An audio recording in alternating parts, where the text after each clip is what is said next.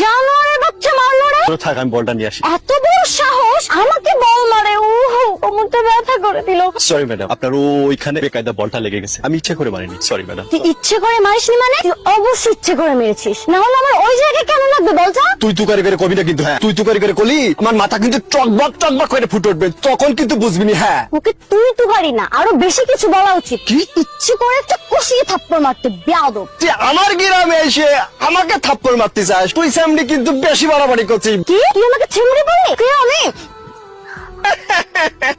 অত সোজা না, তুই মেয়ে মানুষ বলে আজকে তোকে ছেড়ে দিলাম। যা। তুই আমাকে চিনিস না। আরে আমি যা, যা। তোকে দেখে নিব।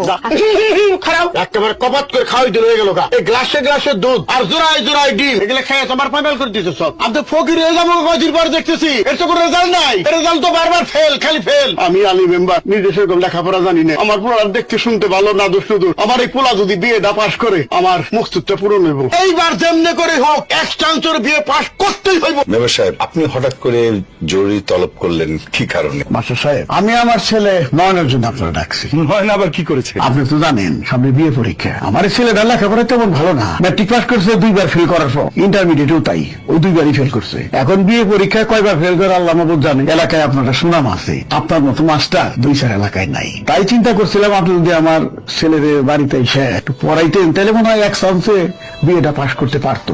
আর টাকা পয়সার ব্যাপারে চিন্তা করেন না, আর প্রথমে 1000-200 টাকা দিব, তারপর আর যা লাগে দরকার আর বাড়াই দিব। তো আপনি না করতে পারবেন না মাস্টার সাহেব। মেম্বার সাহেব, টাকা পয়সা বড় বিষয় না। আপনার ছেলে যদি আমার বাড়িতে এসে পড়ে তাহলে আমি ওকে পড়াতে পারি। ওই যে স্যার ঠিকই পেঁচটা লাগাইছে। হ্যাঁ, তা তো হইতেই পারে, সমস্যা কি? ছেলে মানুষ যাইতেই পারে। না ঠিক মাস্টার বাড়িতে ঠিক মতো পড়াশোনা কর। কি কইছি? সালাম আলাইকুম স্যার। ওয়ালাইকুম আসসালাম। আসো কেন আসো। বাবা,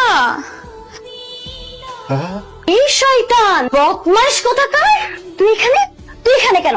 তুই আমার পিছু পিছু এখানেও চলে এসেছিস? এই মুখ সামলে কথা বলবি কিন্তু, এখানে আমার ছাড় আছে। হ্যাঁ, আর আমার তো খেয়ে দেখ কাম নাই যে আমি তো পিছু পিছু এখানে আসবো। এই কাজল, কি উল্টাপাল্টা কথা বলতেছিস? হ্যাঁ, সামনে বিয়ের ফাইনাল পরীক্ষা, ওর বাবা আমার কাছে পড়তে পাঠিয়েছে। তুমি জানো কালকে আমার সাথে কি করেছে?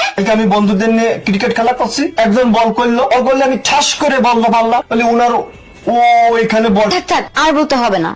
তারপর তুই আমার সাথে কি ব্যবহার করেছিলি?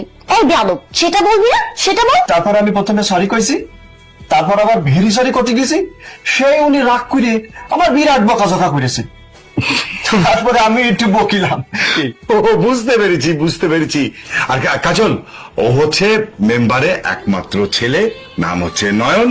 একটু পড়াশোনায় অমনোযোগী, বাট ও ভালো ছেলে, বুঝছিস? ভালো না কচু?